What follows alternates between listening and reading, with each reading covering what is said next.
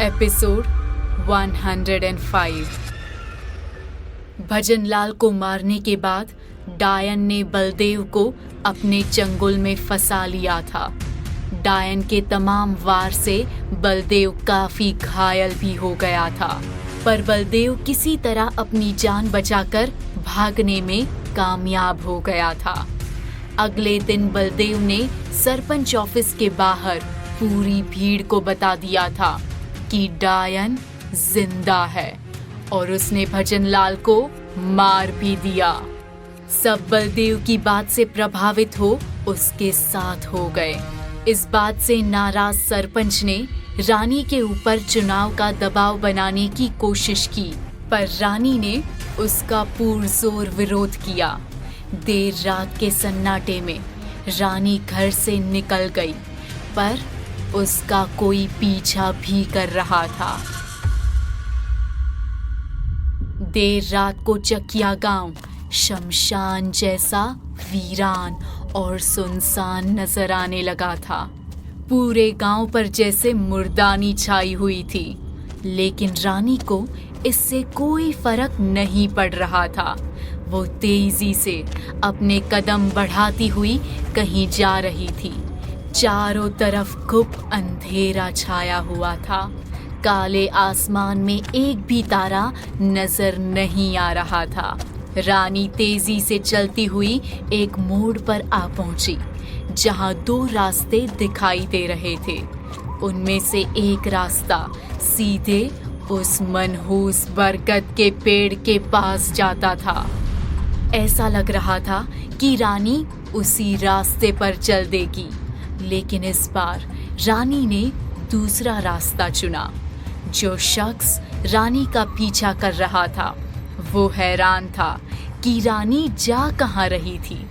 वो शख्स थी सोनिया, जो जमुनिया बने रानी का घर से ही पीछा कर रही थी।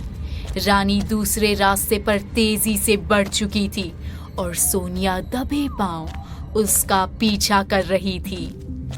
रानी ऐसे रास्ते पर चल रही थी जो खत्म होने का नाम ही नहीं ले रहा था। सोनिया समझने की कोशिश कर रही थी कि आखिर ये रास्ता जा कहाँ रहा था कि अचानक से उसने देखा कि रानी दाएं मुड़ी और रास्ते के किनारे घने से झाड़ियों में गुम हो गई। सोनिया भागते हुए वहां पहुंची और उन झाड़ियों में रानी का पीछा करते हुए घुस गई। इतना ज्यादा अंधेरा था कि कुछ भी दिखाई नहीं दे रहा था। सोनिया सिर्फ रानी की आहट को सुनकर आगे बढ़ रही थी। कुछ देर बाद रानी झाड़ियों से निकलकर एक वीरान सी जगह पहुंची, जहां दूर पेड़ों से घिरा एक कुआं नजर आ रहा था। रानी उस कुएं के पास चलने लगी। यहाँ कुआं खंडहर जैसा लग रहा था। रानी उसके पास पहुंचकर उस कुएं पर चढ़ गई और नीचे देखने लगी। कुएं के अंदर थोड़ा सा पानी था। चांद की रोशनी पेड़ों से पार होकर कुएं में गिर रही थी और उसकी रोशनी से रानी का चेहरा कुएं के पानी में साफ दिखाई दे रहा था। रानी की आंखें भर आई थी। रानी की एक आंसू की बूंद कुएं के पानी में छलकी और उसके चेहरे की छवि बिगड़ गई। ऐसा लग रहा था कि उसी कुएं ने रानी की जिंदगी बिगाड़ी हो। रानी थोड़ा और झुकने ही वाली थी कि तभी सोनिया ने आकर उसको जोर से पकड़ा और परेशान होकर बोली, रानी जी, ये आप क्या कर रही हैं? क्यों अपनी जान गंवाना चाहती हैं आप? ये कहकर सोनिया ने रानी को फौरन अपनी ओर खींचा और रानी को कुएं से हटाया। रानी सोनिया को वहां देखकर दंग रह गई थी और उसने सख्ती से पूछा, क्यों कर रही हो मेरा पीछा? क्यों आई हो यहाँ मेरे मामले में दखल देने? सोनिया ने कहा, मैंने सिर्फ आपकी जान बचाई है। आपकी जो भी परेशानी है उसे मैं चाहकर भी नहीं दूर कर सकती, क्योंकि आप मुझे करने नहीं देंगी। मैं जानती हूँ आपको अंदर ही अंदर बहुत कुछ खाए जा रहा है, लेकिन जान देने से समस्याएं हल नहीं होंगी। रानी सोनिया की सारी बातें सुन रही थी, लेकिन वो कुछ बोली नहीं, बस अपनी सूनी आंखों से कुएं को ही ताके जा रही थी। फिर अचानक से रानी फूट फूट कर रोने लगी, जैसे अपने अंदर सदियों से छुपाए हुए दर्द को बाहर निकाल रही हो। सोनिया रानी की ये हालत देखकर और भी ज्यादा परेशान हो गई थी।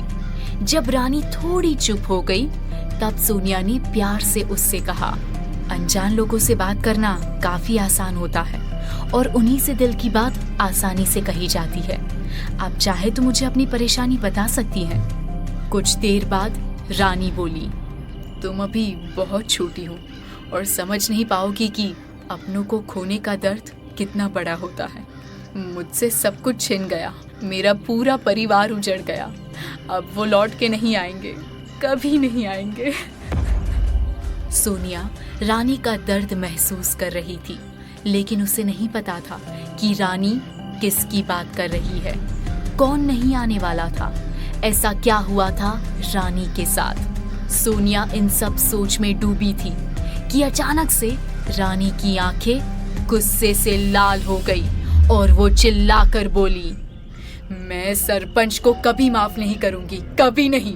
हाय लगेगी उसे मेरी, ऐसी दर्दनाक मौत मरेगा वो, और तब जाकर मेरे कलेजे को ठंडक पहुंचेगी।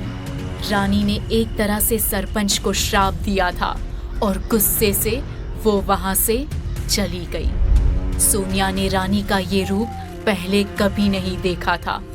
उसे पहली बार एक डर सा लग रहा था। उसे पता था कि ये कुएं का राज कुएं की तरह गहरा और काला था।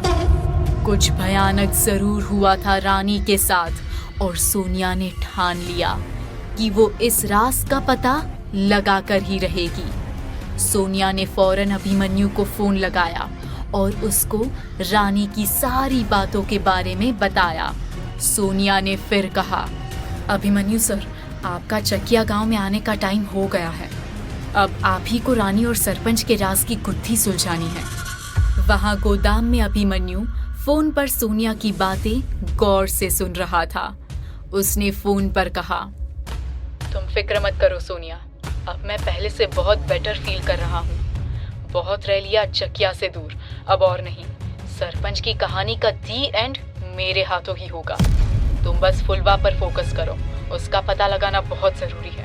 सोनिया ने अभिमन्यु को तसल्ली देते हुए कहा कि कल वो फुलवा का पता लगाकर ही रहेगी।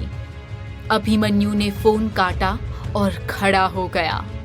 इतने दिन से वो इस गोदाम में रह रहा था और उसने बहुत ही मेहनत से अपने आप को ठीक किया था। उसके घाव सारे भर गए थे और उसने कसरत करके अपनी बॉडी भी बना ली थी।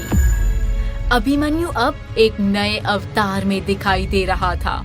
वो पहले से और भी ज्यादा स्ट्रॉन्ग और फिट लग रहा था। उसकी आंखों में एक नई किस्म की चमक थी और एक नए किस्म का जोश। अभिमन्यु कुछ नया धमाका करने वाला था चकिया में वापस आकर। आखिर क्या चल रहा था अभिमन्यु के मन में? क्या था रानी के मन में?